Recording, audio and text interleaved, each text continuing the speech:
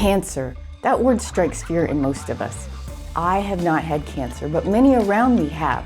I never took the time to really understand it, so it always seemed like this scary, threatening lightning strike that could infect random people at any time. Welcome to 7410 Style. What if we go back to the basics of cancer to reduce some of this fear and uncertainty? By taking the time to understand cancer, we'll be in a better place to work on preventing it or stopping it. All right, let's figure out what we're dealing with. My dad had non-Hodgkin's lymphoma, a type of blood cancer. We had a companion dog that died with cancer. A family friend died with prostate cancer. We just found out that a good friend was diagnosed with breast cancer.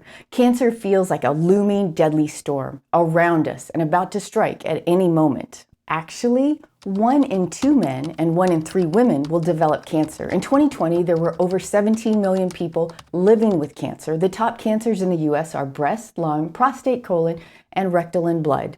When I think of cancer striking, I think of people over 50, but people under 50 are also affected. According to a recent study in BMJ Oncology, cancer rates worldwide have risen dramatically in people under the age of 50 across 204 countries between 1990 and 2019. Reported cancer cases went from 1.82 million in 1990 to 3.26 million in 2019 for people between the ages of 14 and 49. That's a pretty shocking increase of 79.1%. In fact, it is one of the leading causes of death worldwide, almost 10 million deaths in 2020. Such a wide variety of cancer in men, women, and younger people. What do the cancers have in common? All of these cancers involve the rapid creation of abnormal cells that multiply and spread. Normal cells divide, multiply, and die in a controlled way. Abnormal or cancerous cells multiply uncontrollably and ignore the instructions to die. Normal cells for an organ like your lungs will stay with the lungs, while cancerous cells can go beyond boundaries, move around the body, even spread to other organs. Normal cells don't form lumps like abnormal cells can. These lumps are tumors. Benign tumors are non-cancerous and do not invade tissues or spread to other parts of the body, but malignant tumors can. These malignant tumors can press on nerves, blood vessels, or organs, or otherwise interfere with normal body functions. But you don't just catch cancer like a cold or flu. It's not contagious and it doesn't happen overnight. It's actually more of a multi-step process.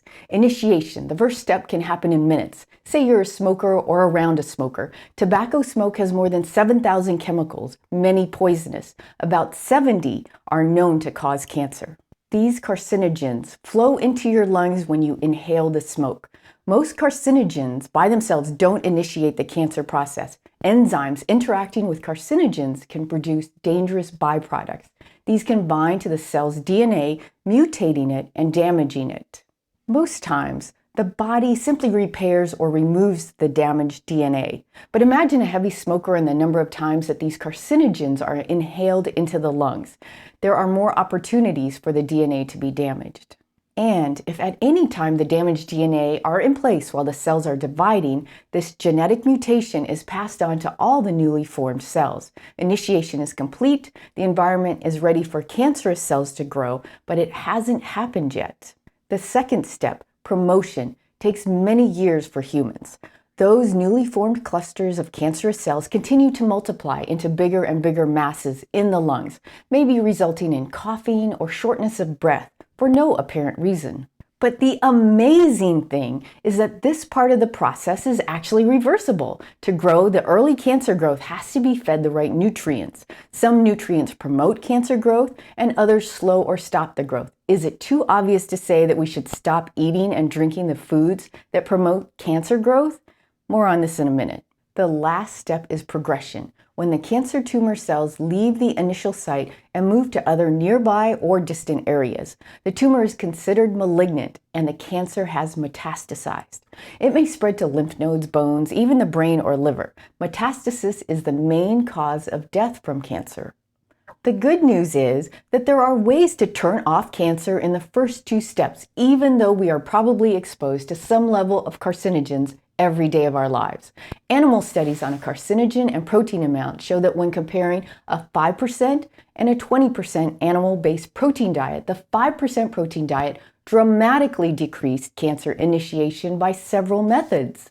Reducing enzyme activity is one way. This research shows a 26% decrease with low-protein diets. Again, studying the effect of protein on cancer, a 20% animal-based protein diet promotes a lot more tumor indicators, foci formation, than a 5% animal-based protein diet. The animal-based protein in these research studies was casein, a protein found in cow's milk. So in both initiation and promotion, cancer could essentially be turned off by decreasing animal-based protein. On the other hand, when plant protein was studied, the plant protein did not promote cancer growth, even at the higher levels. Doctors Colin and Thomas Campbell report nutrients from animal-based foods increase tumor development, while nutrients from plant-based foods decrease tumor development. You heard me right. Eating plants can decrease tumor developing. That's amazing. Remember that animal-based foods include all meat and processed meat, seafood, dairy like cow's milk and butter, and eggs. What does this mean for us humans? Start with the food you're eating. Let's say for dinner you're having a standard chicken breast, one piece, which is about 174 grams. That has about 56 grams of protein by itself. This translates to 10% protein, in case you were wondering how that compares to the 20% and 5% protein diets I talked about in the research studies. We haven't even looked at breakfast and lunch, and you're already at 10%. So you could try to reduce your animal-based diet to the 5% level. Good luck. Or you could choose our much easier method of simply eating and drinking plant-based. Living a whole foods, plant-based, and healthy vegan lifestyle has been amazing for our mental, physical, and spiritual health, and gives us a joy and vitality for living, especially knowing that fewer chickens have to be crammed into less than a square foot of space, and factory farm runoff can be reduced. We can reduce fear and uncertainty by learning more about a topic and not accepting assumptions or conventional wisdom. How do you deal with fear and uncertainty? We'd love to hear in the comments below. And don't forget our free weekly email newsletter, 7410 Expanded on Substack. We all want to live healthier, and sometimes it helps to get a little encouragement. Link is in the description below. Hey, we really do appreciate your support. Please like, share, and subscribe for more. Let's move beyond conventional wisdom about cancer. And remember to take it one day at a time until it's 7 days a week, forever 10.